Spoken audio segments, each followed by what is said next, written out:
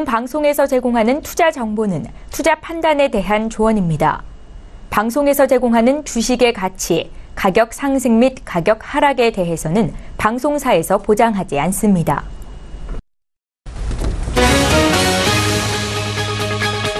헤드라인 뉴스입니다. 지난 주말 뉴욕 증시에서 3대 주요 지수는 미국의 고용 지표가 시장 예상에 미치지 못했음에도 또 한 번 일제히 사상 최고치를 기록했습니다. 뉴욕 증권거래소에서 다우존스 지수는 전장보다 0.88% 상승한 25,295.87의 거래를 마쳤고 S&P 500 지수는 0.7% 높은 2,743.15에 기술주 중심의 나스닥 지수는 0.83% 오른 7,136.56에 장을 마감했습니다. 지난해 12월 미국의 비농업 부문 고용 증가가 시장 예상을 밑돌았습니다. 미 노동부는 12월 비농업 부문 고용이 14만 8천 명 증가했다고 발표했습니다. 이는 월스트리트저널이 조사한 조사치 18만 명을 밑돈 것입니다. 12월 실업률은 4.1%로 3개월째 같았습니다. 이는 2000년 12월 이후 최저치이며 애널리스트들도 4.1%를 예상했습니다.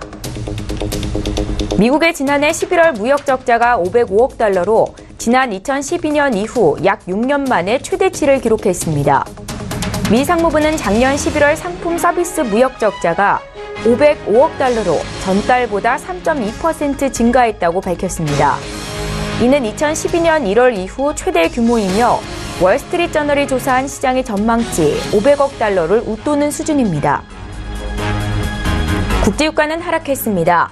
주요 산유국인 이란의 정세 불안과 맞물려 연초부터 상승 랠리를 이어온 탓에 기술적으로 숨고르기에 들어간 것으로 분석됐습니다. 뉴욕 상업거래소에서 2월 인도분 서부 텍사스산 원유 WTI는 전날보다 배럴당 0.9% 내린 61달러 44센트의 거래를 마쳤습니다. 지난주 주간으로는 1.7% 상승률을 기록했습니다.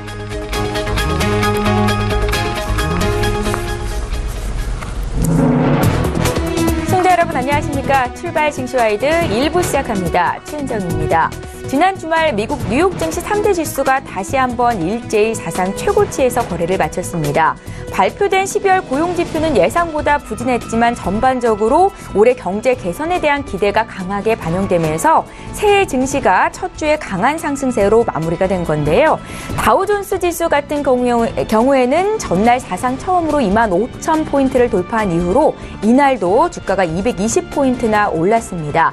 자, 지난주 마지막 거래일 국내 증시 또한 강세였는데요. 코스피는 외국인과 기관의 동반 순매수에 힘입어서 2,500선 턱 밑까지 올라왔고 코스닥 지수도 시가총액 상위 종목군들의 고른 상승세에 힘입어서 2% 이상 올랐습니다. 자, 이번 주 국내 증시를 움직일 이벤트가 굉장히 많이 산재해 있는 가운데 오늘은 증시에 어떤 영향을 미칠 이슈들이 있을지 함께 분석해드리는 시간 가질 거고요. 1월 8일입니다. 월요일 출중 일부 시간 지금 본격적으로 시작합니다.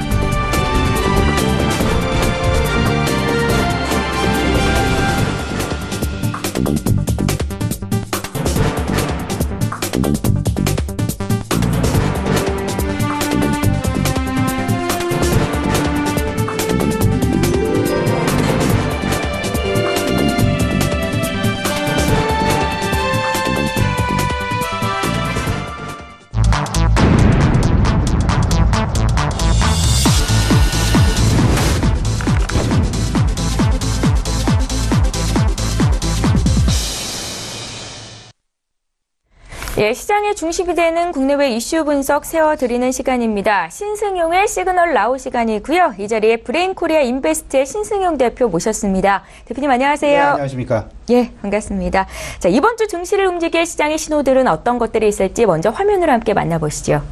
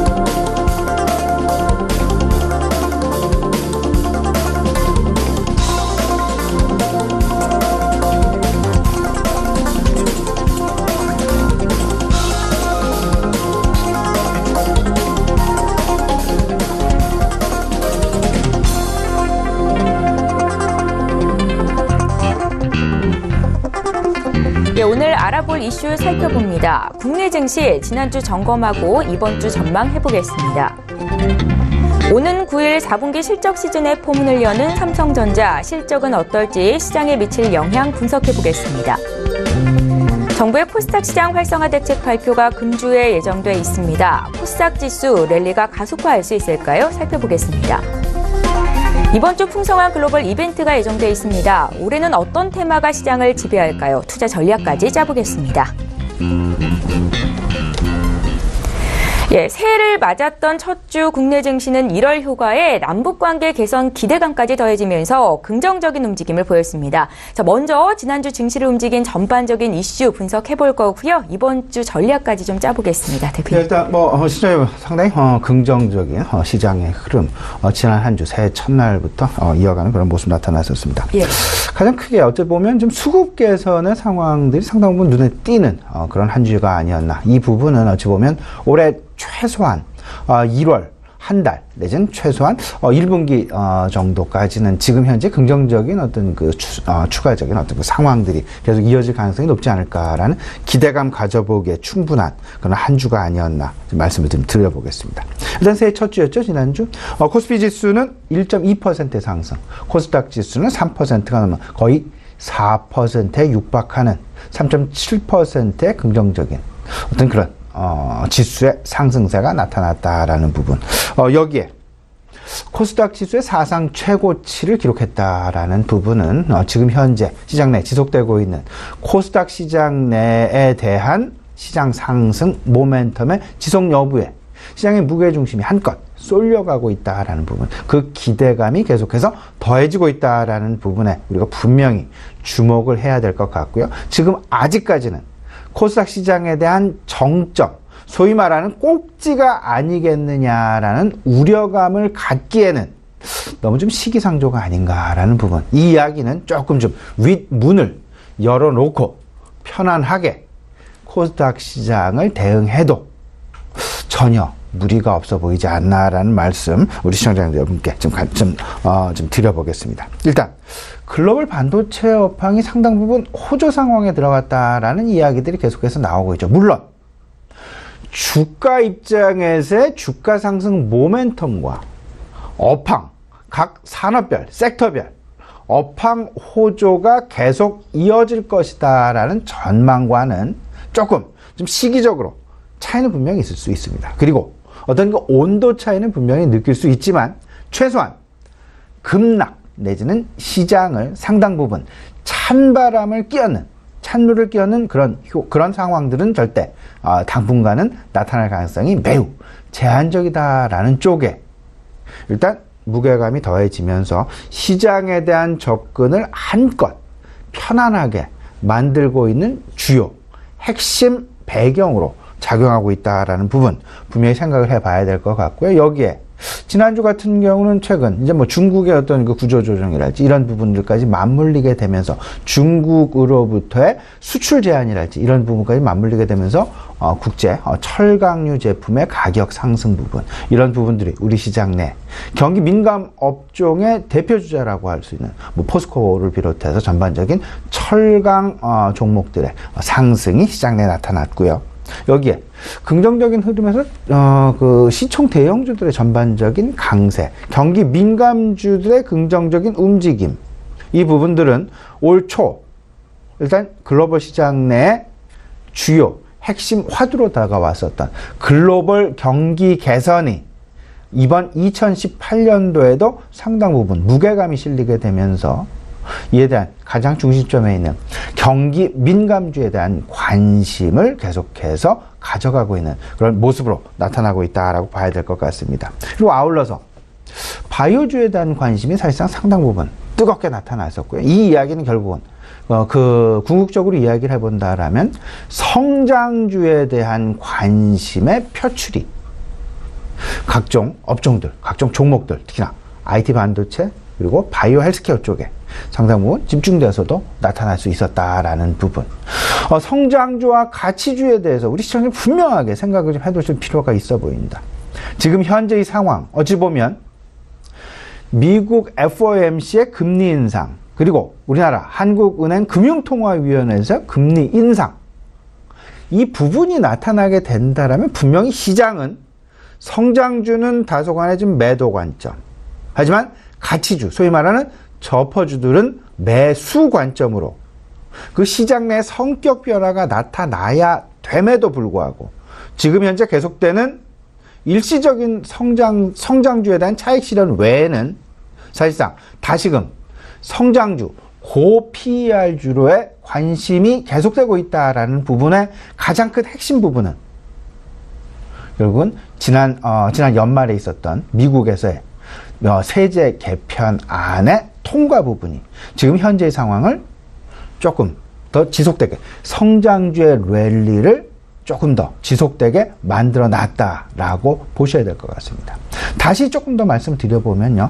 성장주, 세제 개편안에 따른 성장, 소위 말하는 기업들의 PER이 조금 더 높아질 수 있고 그리고 순이익이 조금 더 개선되어질 수 있는 그런 정책적인 효과를 만들어냈다라는 부분으로 인해서 시장 내 성장주와 가치주 속에서의 어떤 그 뒤바뀜 양상이 오히려 다시금 역전되어서 나타나는 그런 모습들이 지금 현재 일어나고 있고요. 여기에 이번 4분기 실적 시즌이 이번 주부터 이제 시작이 되죠. 내일 삼성전자의 잠정 실적 발표가 진행이 될 예정에 있는데요. 이 부분과 맞물리게 되면서 소위 말하는 시장의 기대치인 눈높이와 이들이 발표를 하는 실제치와 이 갭 과연 얼마나 있을 것인가? 이 부분의 축소 내지는 이 부분의 어떤 그 이격차가 더 벌어지느냐? 이 부분을 놓고 소위 말하는 고 PER, 고성장주에서의 슬림화 그리고 그 슬림화가 나타나면 그 기둥의 높이는 조금 더 높아질 수 있습니다. 왜냐하면 쏠림 현상이 나타나기 때문이겠죠. 이러다 보니까 어떤 소위 말하는 집중하는 그런 전략이 좀 필요해 보인다라는 부분. 모든 IT 반도체 모든 종목이 아니고 그리고 바이오 헬스케어도 모든 종목이 아니고 이제 점차 가지치기를 해 나가야 되는 그런 시점이 도래하고 있다라는 부분까지 아울러서 우리 시청자 여러분 좀 생각을 해 보셔야 될 것 같고요. 네. 지금 현재 이번 주 시장 내 이슈를 간단하게 좀 정리를 좀 해보겠습니다. 일단 4분기 실적 시즌이 내일 잠정 실적 발표, 삼성전자 잠정 실적 발표로 시작이 되죠. 그리고 이번 주 초 코스닥 활성화 대책 정책 발표 지금 예정이 되어 있습니다. 여기서 크게 한 두 가지 정도 시장 내 관심이 있다라는 부분 다들 알고 계시겠습니다만은 새로운 벤치마크 지수 KRX 300에 어떤 종목들이 편입될 것인가의 여부, 이에 따른 시장 내 코스닥이 됐건 뭐 코스피 시장 내 중소형 종목이 됐건 어떤 그 종목별 수급에 관련된 상당히 큰 어떤 시장 내 수급 변화가 나타날 가능성이 있지 않을까라는 부분 말씀을 좀 드려보고요. 특히 정부 정책의 발표의 핵심은 코스닥 활성화 정책이기에 코스닥 시장 내 과연 코스닥 펀드들에 대해서 세제 혜택을 과연 어느 정도나 줄 수 있을지, 시장에서의 지금 전망치는 약 한 10% 내외의 세제 혜택이 추가적으로 있을 것이다라는 전망이 우세합니다. 과연 이를 넘어설지 아니면 이보다 못할지 아니면 이 정도 수준에서 끝날지, 이런 부분들이 결국은 시장 내 서프라이즈 아니면 쇼크 아니면 왜냐하면 기대감이 그만큼 있었으니까요. 이에 따른 변동성이 분명히 시장 내 나타날 여지가 있음도 우리가 좀 생각을 해놓을 필요가 있어 보입니다. 그리고 마지막으로 CS2018이랄지 아니면 JP모간 헬스케어 컨퍼런스랄지, 지금 현재 CS2018도 그렇고요, JP모간 헬스케어 컨퍼런스도 그렇고요, 우리 시장 내 상당한 초미의 관심사가 될 것 같습니다. 왜냐하면요, 다들 알고 계시겠습니다만은 CS2018은 IT 반도체와 4차 산업혁명이 과연 올해 한 해도 시장을 전반적으로 이끌어갈 수 있는 주요 핵심 테마군이 될 수 있을 것이냐 없을 것이냐 여부를 판가름 질 수 있는 포문을 열어줄 것이다 라는 부분에 시장에 관심이 쏠리고 있고요.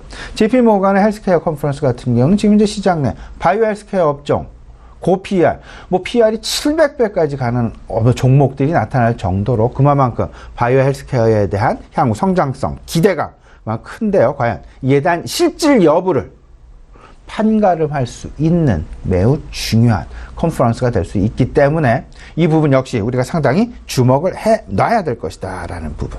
아마도 지난주에 이어서 이번 주에도 1월 정책, 1월 효과는 상당 부분 유효할 것으로 이렇게 생각이 되고 있습니다. 예. 악재보다는 호재가 훨씬 많이 시장에 자리를 잡고 있고요. 지난주에 이어서 이번 주 긍정적인 흐름, 여기에 원화의 강세가 조금 더 지속되지 않겠느냐라는 부분. 원화의 강세? 그러면 다소간 환율 변동성도 따를 수 있죠. 이러다 보니까 조금 좀 수출주에 대한 다소간의 완급 조절은 좀 필요할 것 같습니다. 그러면 수출주에 대한 완급 조절이 어느 쪽으로 이동이 돼 올 것이냐라는 부분. 아마도 1월 효과와 맞물린, 그리고 정부의 코스닥 활성화 정책과 맞물린, 그리고 정부 정책 효과가 상당 부분 집중이 되어 있는 1월달, 특히 코스닥 시장 내 정책 수혜주에 대한 관심 커질 수밖에 없지 않겠느냐는 부분, 관심을 꼭 좀 가져보시고요. 아울러서 평창 동계올림픽도 서서 이제 뭐 한 달도 남지 않았습니다. 2월 9일 개막인데요. 평창 동계올림픽, 우리 정부 입장에서는 남북관계 개선에 상당 부분 레버리지로 활용하고자 하는 그런 노력 많이 나타나고 있고요. 이 부분을 오히려 좀 넘어서서 중국과의 관계 개선, 사드 배치 갈등 해소에 완벽한 어떤 그 레버리지 효과를 이번 평창 동계올림픽 통해서 좀 만들어 봤으면 하는 기대감까지도 다양하게 지금 현재 시장 내 작용이 될 수 있다. 영향력을 행사할 수 있다라는 부분까지. 어쨌든 부정적인 부분보다는 상당 부분 긍정적인 부분이 많이 있으니까요. 이 긍정적인 부분들 생각을 하시고 이번 주 조금 좀 편안하게 시장 대응하셔도 되지 않을까, 이런 생각 말씀드립니다. 네, 말씀드리니까 이번 주 주식시장도 기대가 되는데요. 말씀하셨던 이벤트들 하나씩 분석해 보도록 하겠습니다. 오는 9일, 그러니까 내일이죠. 삼성전자의 잠정 실적 발표를 시작으로 국내 기업들의 실적 발표, 어닝 시즌에 들어가게 됩니다.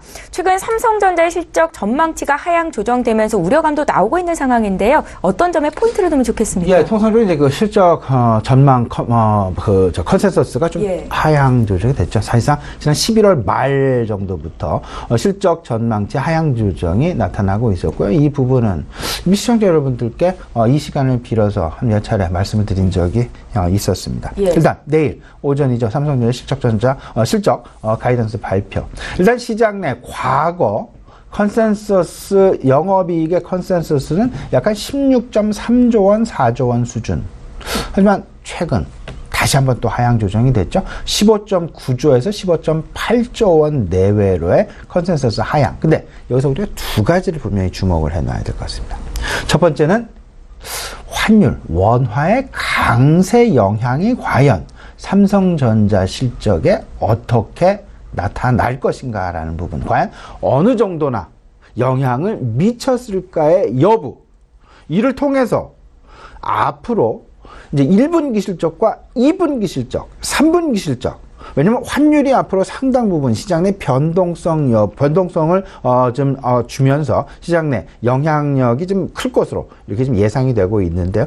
지금 현재까지는, 아직까지는 대다수 경제 전문가, 대다수 애널리스트, 환율 효과가 상당 부분 있을 수는 있겠지만 사실상 그렇게 크게 영향을 미치지는 않을 것이다 라는 전망이 우세한데요. 만약에 이번 삼성전자 잠정실적 발표를 통해서, 물론 잠정실적 발표에는 환율에 대한 영향까지는 발표를 하지는 않습니다. 하지만 그래도 어느 정도 가늠자 역할은 우리 시장 내에 좀 힌트는 제공할 수 있지 않을까 예상은 되고 있는데, 지금 시장 내에 예상되고 있는 삼성전자의 환율 관련 환차 손 부분은 한 5천억 원 내외로 지금 예상이 되고 있다라는 부분.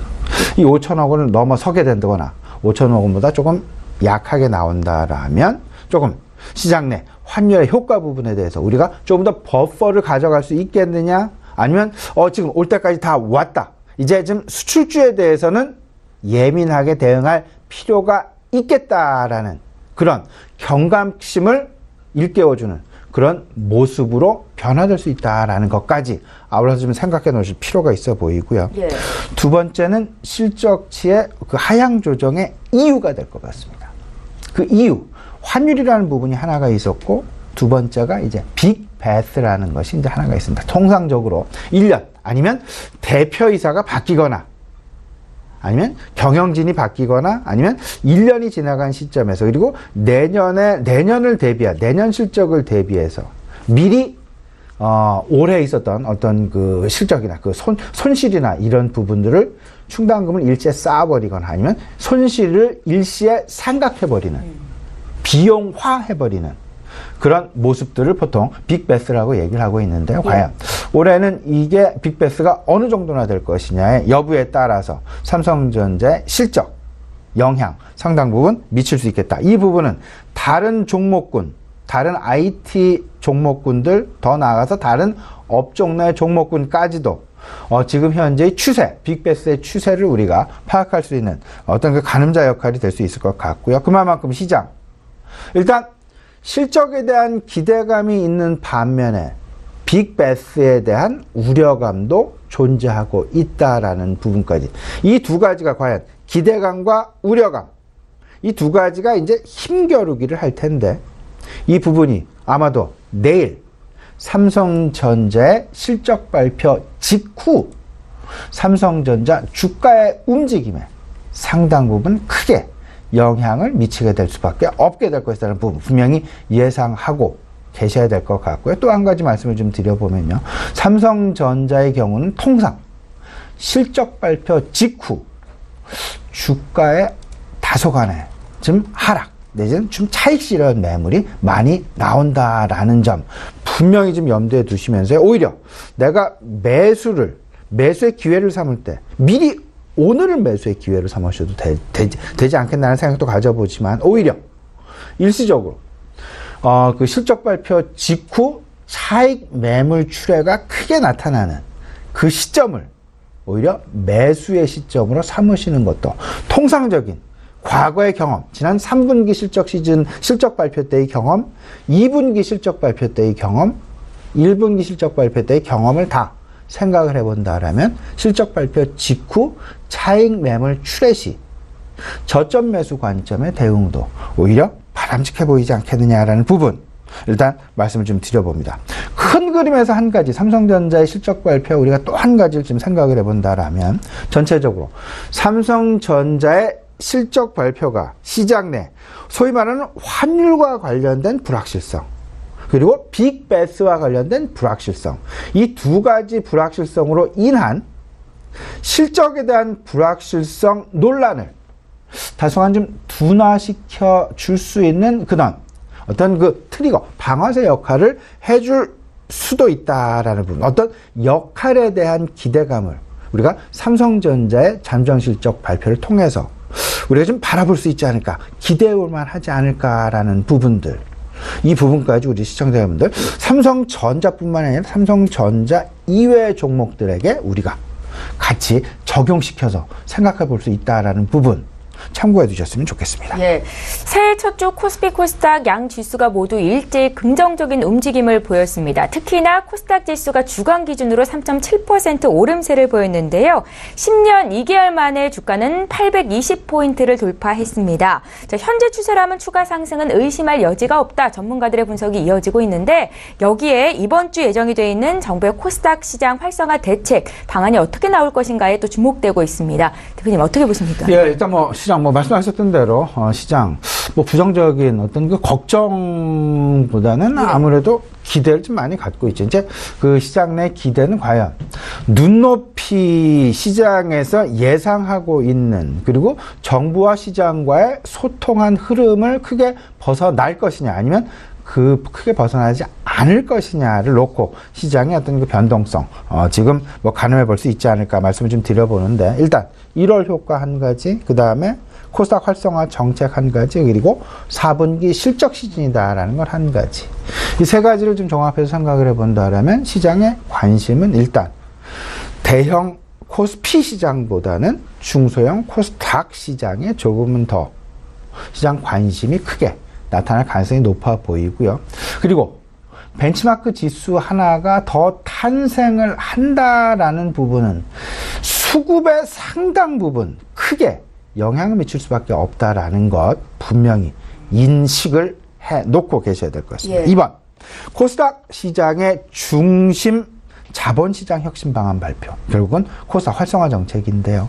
여기 이제 뭐 한 3가지 정도 얘기들이 되고 있죠. 벤치마크 지수의 변경. 결국은 연기금의 코스닥 시장 내 진입 가능성을 더 열어놓자. 투자의 확대 기회를 만들어주자라는 그런 부분. 그리고 코스닥 시장 내 기업들에 대한 그리고 투자자들에 대한 세제 혜택과 금융 지원 혜택을 더 확대시키자라는 부분. 세 번째가 코스닥 본부의 독립성을 강화한다. 그 이야기는 거래소라는 큰 그림 속에서 코스피 시장 중심에서 이제 코스피 시장 중심이 어떤 그 양대 산맥 쪽으로 발전해 나갈 수 있는 코스닥 시장도 또 하나의 다른 성장축으로 거래소의 2가지 축의 하나로 분명히 독립을 시켜 나가자라는 크게 활성화 시켜 나가자라는 그런 의미로 분명히 우리가 이해를 해 놔야 될 것 같습니다. 근데 분명한 관전 포인트는 있습니다. 이 부분은 앞서도 간단하게 말씀을 드렸습니다만은 새로운 벤치마크 지수를 어떻게 만들어낼 것이냐. 그리고 코스닥 펀드에 대한 투자자들과 기업들에 대한 세제 혜택의 방안을 과연 어느 정도까지 확대, 어느 정도까지 키워나갈 것이냐라는 부분. 세제 확대 부분. 지금 현재 10% 세제 확대, 세제 혜택이다라는 부분으로 뭐 가이던스 정도는 가이던스 부분을 지금 현재 시장 내에 좀 서울서울 좀 얘기가 흘러나오고 있긴 한데요. 이 세제 혜택 크기와 그 규모에 따라서 시장 변화 상당히 크게 나타날 수 있다라는 부분 말씀을 좀 드려보고요. KLX 300이라는 새로운 벤치마크 종목, 벤치마크 지수. 새로운 벤치마크 지수가 생긴다라는 이야기는요. 외국인들의 투자 유입 그리고 국내 기관 투자자들의 투자 유입 이로 인한 종목과 포트폴리오의 변화. 종목 포트폴리오의 변화가 KLX 일단 300의 종목에 편입이 되게 되면 펀드가 됐건, 그러니까 기관 투자자들이 됐건, 외국인 투자자들이 됐건, 일단 그 종목은 무조건 거의 뭐 그 100%, 거의 100%가 가깝게 그 펀드에 담긴다라고 봐야 될 것이고요. 이 담긴다라는 이야기는 그만큼 매수 세력이 상당 부분, 상당 기간 시장 내 유입이 될 가능성이 높다라고 보셔야 되고, 그 유입이 될 가능성이 높다라는 이야기는 그만큼 시장 내 이제 수급 구조가 상당 부분 타이트해질 그럴 가능성이 높지 않겠느냐. 그러면 개인들에 의해서 일희일비하는 그런 종목들은 상당 부분 숫자가 좀 줄어들게 되고 KLX 300에 들어가게 되면 상당히 주가 차원에서 상당히 수급도 그렇고요. 안정화 되어지는 그런 모습들. 그리고 펀드들이 다들 갖고 있으니까 그만큼 수급도 탄탄해진다라고 보셔야 될 것 같습니다. 결국은 세제 혜택과 구성되어지는 종목, 이에 따라서 코스닥 종목별로 수급이 상당 부분 탄탄해질 수밖에 없다라는 것. 이 수급 관점에서 KLX 300에 과연 어떤 종목이 편입될 것이냐. 이 부분 상당히 중요한 이번 주 주요 관전 포인트가 될 수 있다라는 부분. 그 300 지수에 편입되는 기준이 있습니다. 이 부분까지 꼼꼼하게 체크해 두셔야 될 것 같습니다. 예.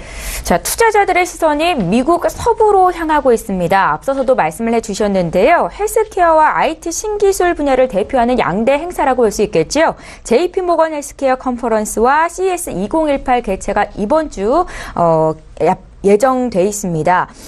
관련 내용 좀 봐주시고요. 기대감 계속 가져가도 좋을지 지난해 말부터 CS 2018에 대해서는 계속 말씀을 해주셨었거든요, 대표님. 네, 지금 CS 2018 그리고 JP 모건의 헬스케어 컨퍼런스 지금 이제 시장 내 어떤 그 첨두 내지는 시장 내 어떤 그 화두의 가장 중요한 핵심 부분이 되고 있는 그 어떤 테마 내지는 종목군들에 대한 컨퍼런스가 열린다 내지는 박람회가 열린다라는 차원에서 어쩌면 불확실성을 해소시켜 줄 수 있는 상당히 중요한 촉발제 역할을 하지 않겠느냐라는 그런 기대감 분명히 가져봅니다. 근데 분명한 것은요. 여기서 이 주류에서 만약에 조금씩 탈락을 하게 된다라면 소위 말하는 슬림화와 집중화가 예상되기에 여기서 탈락되지 않는 종목군 쪽으로 나의 어떤 그 관심을 집중시킬 필요가 있어 보인다라는 부분. 뭐 지난주에 조금 좀 바이오 쪽에서도 대주주가 본인의 물량을 팔았다라는 그런 종목들이 나오면서 조금 좀 시장 내 수급상 그리고 믿음에 있어서 신뢰에 있어서 다소간 시장에 좀 혼란을 빠뜨리게 되는 그런 종목들도 있었다라는 부분을 생각을 해본다라면 일단 불안한 것이 결국은 바이오 헬스케어 업종이 아닐까라는 말씀을 좀 드려봅니다. 하지만 이제 여기에 참여하는 그리고 앞으로 나갈 방향성 이런 부분들까지 생각을 해본다라면 일단 이번 JP모간 헬스케어 컨퍼런스 내에 참여하는 기업들 이 부분들에 대해서 분명히 우리가 그들의 향후 미래 목표와 계획 그리고 애널리스트들 간의 어떤 서로 간의 디스커션을 함에 있어서 디스커션이 되는 내용들 집중되는 질문들의 내용들이 과연 어떤 것이 있는지까지 우리가 살펴본다면 상당히 많은 도움이 되지 않을까 말씀을 좀 드려보고요. 저는 오히려 CS2018에 우리가 계속해서 관심을 가져야 되겠다라는 말씀 좀 아울러서 드려보겠습니다. 지난주 좀 공교롭게도 제가 공항에 지금 간 적이 있었는데요. 거기서 또 여러 짐을 붙이는 사람들이 이제 보면서 CS2018이라고 쓴 대량의 그 짐을 여러 차례 좀 목격을 한 바가 있었습니다. 그만큼 우리나라 기업들 CS2018 참여를 하기 위한 노력과 참여를 하기 위한 그들의 어떤 상당 부분 관심 크게 나타나고 있었다라고 보여지는데 이번 9일입니다. 현지 시간으로요. 라스베가스 현지 시간으로 9일이고요. 9일부터 12일까지 개최가 되는데 여기서 가장 중요한 것은 스마트 시티라는 것. 스마트 시티를 차지하고 있는 주요 핵심 핵심 요소가 세 가지 정도로 파악이 되고 있는데요. 하나는 5G 통신이라는 것 한 가지. 통신이 있어야 스마트 시티가 되지 않겠습니까? 그리고 두 번째, 자율주행이라는 사람의 이동을 만들어내는 자율주행이라는 것 한 가지. 세 번째는 인공지능이다라는 것 한 가지. 이렇게 좀 연결이 되는 것 같습니다. 그러면 이 세 가지, 5G와 그리고 자율주행, 그리고 인공지능, 이 세 가지에 대해서 우리가 분명하게 관심을 좀 가져 나가야 될 것 같고요. 이런 부분에 대해서 궁극적으로 이제 CS2018이랄지 아니면 헬스케어 컨퍼런스랄지 이런 부분을 생각을 해본다라면 결국은 성장주들의 어떤 정점 논란이 희석이 될 것이냐 아니면 오히려 더 힘을 받게 될 것이냐 아니면 이 부분을 꼭지로 해서 이제 좀 하락세로 들어갈 것이냐라는 부분을 가늠짓는 가늠자 역할을 할 것이 분명한데요. 저는 어떤 이런 행사들을 통해서 분명히 옥석가리기가 진행이 되는 소위 말하는 선택과 집중이라는 그런 그림이 새롭게 시장 내에 쓰여지지 않겠냐라는 부분. 그동안 4차 산업혁명과 관련해서 상당 부분 다양한 업종군, 다양한 테마군들이 있었는데요. 이제 점차 다양한 테마군들의 어떤 선택과 집중이 이번 CS2018을 통해서 그리고 바이오 헬스케어 컨퍼런스 통해서도 나타날 여지가 상당 부분 크지 않겠느냐라는 그런 부분들 분명히 생각을 해 놔야 될 것이다라는 것.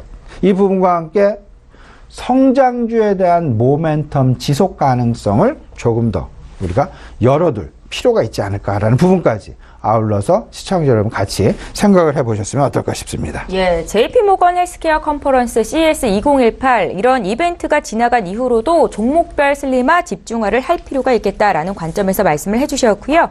마지막으로 오늘 장 투자 전략을 좀 짚겠습니다. 장이 좋기는 한데 변동성이 커서 수익 내기가 쉽지는 않을 것 같아요. 상당히 쉽지 않죠. 이러다 보니까 이제 지금 저는 이렇게 생각합니다. 실적 발표가 시작이 된다라면 실적 하향 조정을 하는 업종 종목군들보다는 실적 상향 조정이 나타나는 업종 종목군에 관심을 가져야 됨이 분명하다라는 말씀을 지금 드려보고 싶고요. 이 실적 시즌 결국 전체적인 지금 실적 시즌을 통해서 모멘텀이 지속될 것이냐. 일단 업황이나 실적은 다시 말씀드리면 확인의 자리가 될 것 같습니다. 미래를 예상하는 자리가 아닙니다. 주가 관련된 상승 모멘텀은 미래의 예상으로부터 나오게 되고요. 과거는 확인하는 자리, 소위 말하는 잘해야 안도 랠리라는 것. 안도 랠리는 상승폭이 상당 부분 제한이 되어 있습니다. 그러다 보면 소위 말하는 삼성전자의 상승도, 안도 랠리일 가능성이 클 것이다라는 부분. 미래를 열어놓는, 성장을 열어놓는, 모멘텀을 새롭게 만들어가는 그런 한 주가 되기는 좀 어렵지 않겠느냐라는 부분. 오히려 미래를 열어가는 쪽은 CS2018과 코스닥 활성화 정책 내 KRX 300에 포함되는 종목군들, 그 가이던스를 통한 예상되는 종목군들의 탄탄한 수급에 대한 기대감, 이런 기대감 부분들이 시장 내지는 시장 내 상당히 중요한 핵심 화두로 자리 잡을 가능성이 크지 않겠냐는 부분. 결국은 4분기 실적이라는 것, 코스닥 활성화 정책이라는 것, 그리고 CS2018이랄지 각종 이벤트라는 것들, 이런 모든 것들을 이 속에서 가장 중요한 것은 미래에 대한 기대감. 결국은 저는 이렇게 생각합니다. CS2018에 대한 관심, 오히려 4분기 실적, 과거를 확인하는 것이 아닌 미래를 바라보는 쪽으로 좀 자리 잡아 나가자라는 생각 가져보면서요. 우리가 더 좀 기대 가질 부분도 있습니다. 남북관계 개선에 대한 기대감, 평창 동계올림픽에 대한 기대감. 이런 전반적인 기대감을 한번 정리를 해보시면서 여기서 그 기대감의 쏠림이 어떤 쪽으로 시장 내에서 표출될 수 있을까라는 부분 곰곰이 생각을 해보시면 긍정적인 포트폴리오의 어떤 그 변화 부분까지도 예상할 수 있지 않을까. 우리 시청자님 참고해 주셨으면 좋겠습니다. 예, 오늘도 투자에 도움이 되는 말씀 주셨고요. 지금까지 신승용의 시그널 나우 시간이었습니다. 브레인코리아 인베스트의 신승용 대표와 함께했습니다. 말씀 잘 들었습니다.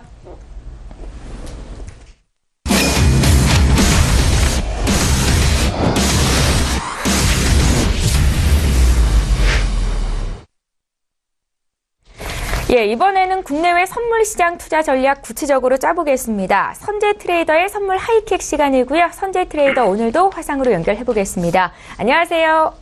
네, 안녕하십니까. 예, 반갑습니다. 네. 오늘도 국내 선물시장 투자 전략부터 좀 여쭤볼게요. 네. 자, 우선은 전일 거래일에 저희 서울경제에서 리딩하면서 우선 329점 정확히 70대까지 강력하게 홀딩하시라 말씀을 드렸고요. 그 다음에 328지수 좀 못 미치는 구간 327.80 1차 스캘핑 단타 구간이죠. 단타 입결에 329.70까지 뭐 정확하게 드렸습니다. 우선은 330 초반, 초중반 지수부터는 매수 추격 없다. 그 다음에 거기서부터는 오늘 눌림을 볼 거다. 뭐 이렇게 말씀드렸는데요. 뭐 중요한 거는 그거겠죠. 이제 뭐 331지수 안착 여부가 중요하다고 보고 있는데요. 우선은 이 구간들은 뭐 보합권 상단부고 지금 저희가 저항 보고 있는 구간은 보합권 하단부부터 중심 자리라 보시면 되겠습니다. 그래서 오늘은 뭐 추가적으로 지지력들은 328지수, 그 다음에 저항은 331지수 뭐 이렇게 좀 크게 놓고 볼 생각이고요. 전략적으로 뭐 좀 디테일하게 보자면 329 중반 아래 지수부터는 지지력이 확보되어 있는 상태다 이렇게 예상을 하고 있습니다. 그래서 뭐 좀 더 자세하게 보자면 이 구간들 보합일 거다 예상을 하고 있고요.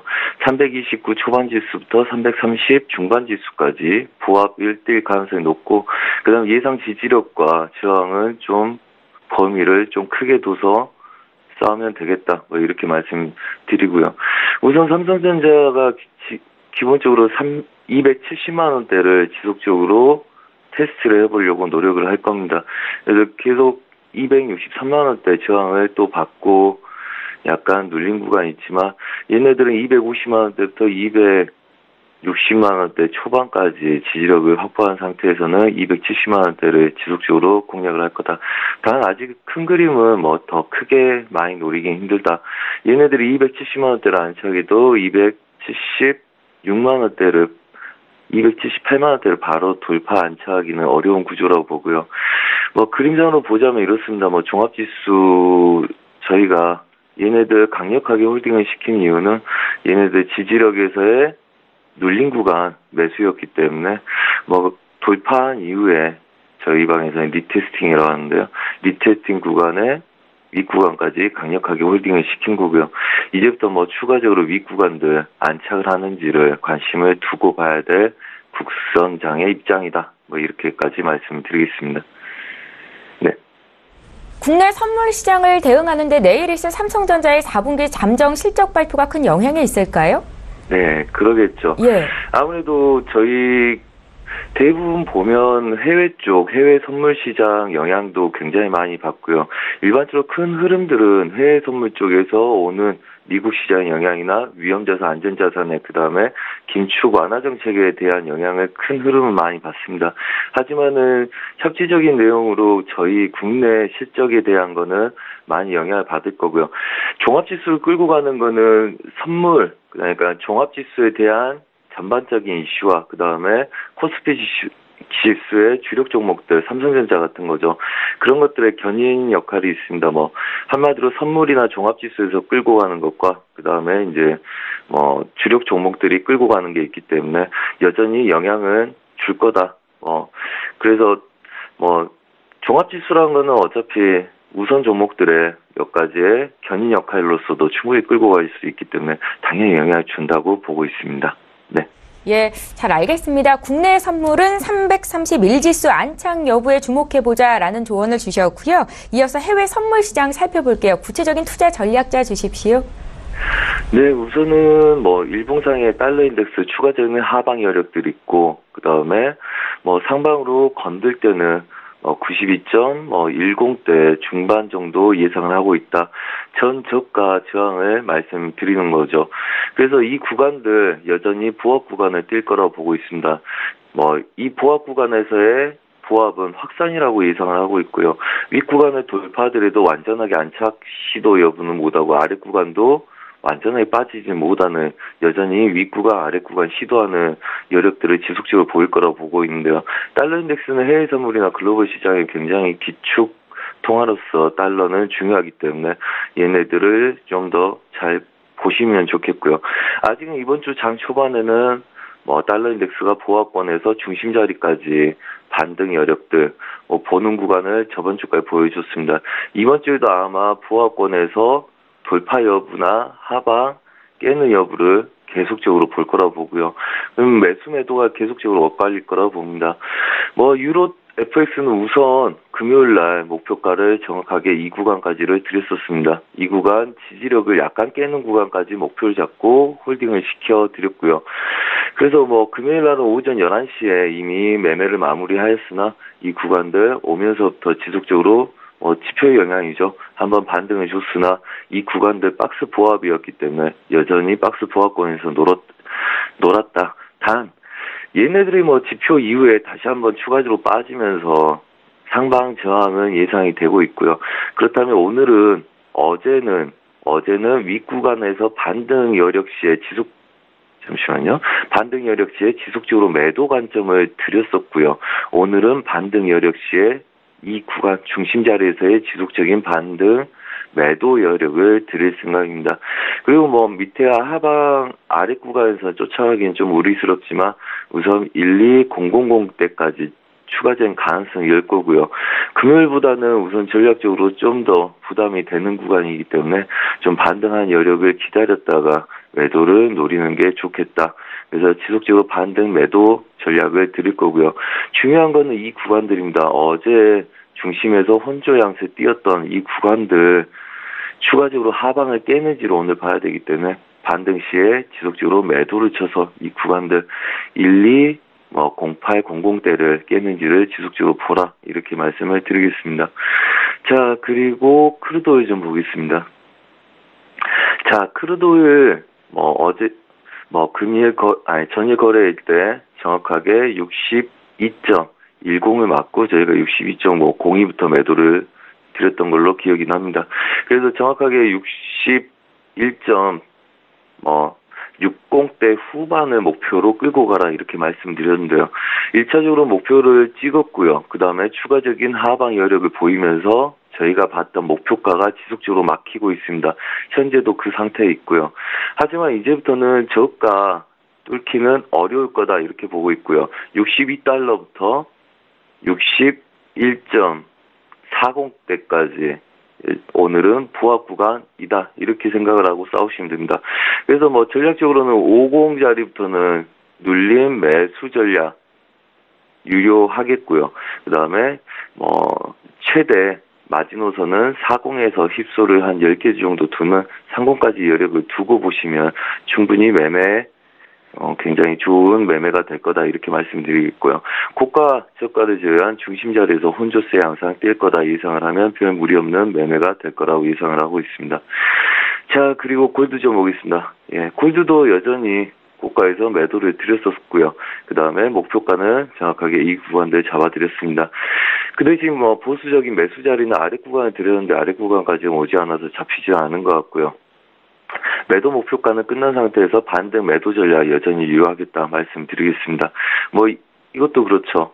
이 구간 내에서 약간씩 휩소가 있긴 하지만 여전히 상방 제약은 걸려있고 달러 인덱스 여력을 보면서 달러 인덱스가 보합 구간에 놓여있기 때문에 얘도 보합 구간에서 여전히 저항 지지를 받을 거다. 그래서 예상 저항은 좀 여유를 두고 1360대를 드릴 거고요. 1360을 드리는 이유는 얘네도 보합팀 다음에 큰 그림을 드린 건데 우선은 예상 저항들 13240으로 약간 수정을 하고요. 우선은 이번 주 큰 그림들 예상 저항을 적어놓은 거라서 오늘은 반등 여력의 보합권 노리시고요. 그 다음에 예상 지지력은 1270대를 드립니다. 한마디로 지금 골드는 좀 큰 그림을 드린 겁니다. 추가적인 상방과 아래 하방 지지력을 드린 거기 때문에 아무래도 달러 인덱스 그 다음에 유로 달러의 움직임을 좀 보시고 여력을 두시고요. 아직은 우선 이번 주 시초가 때 그러니까 월화 그럴 때는 보합권 예상하고 보합을 보시고요. 눌림에서 큰 매수 그림들이 나올 가능성이 높기 때문에 걔네들은 지속적으로 그림이 맞는지를 전략적으로 확인하면서 전략을 펼쳐야 되겠다. 한마디로 달러 인덱스의 보합권에 좀 중심을 두면서 쫓아가는 매매보다는 아직은 보합권 매매가 유효하겠다 이렇게 말씀드리겠습니다. 네. 예, 지금까지 김우석 선재 트레이더와 함께 국내의 선물시장 투자 전략 짜봤습니다. 말씀 잘 들었습니다. 네, 감사합니다. 예, 출발 증시와이드 1부 시간 여기서 마칩니다. 잠시 뒤 2부 시간에는 시청자 여러분들을 위해서 전문가들의 추천주를 공개해드리는 시간이 있고요. 동시에 종목 상담 받으실 수 있습니다. 건당 100원의 정보 이용료가 부과되는 샵 0082번으로 지금 문자 참여해 주시면 되겠습니다. 저희는 잠시 뒤 2부 시간으로 다시 오겠습니다. 고맙습니다.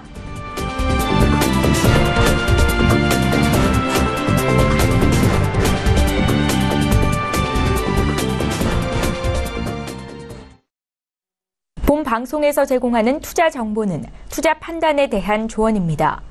방송에서 제공하는 주식의 가치, 가격 상승 및 가격 하락에 대해서는 방송사에서 보장하지 않습니다.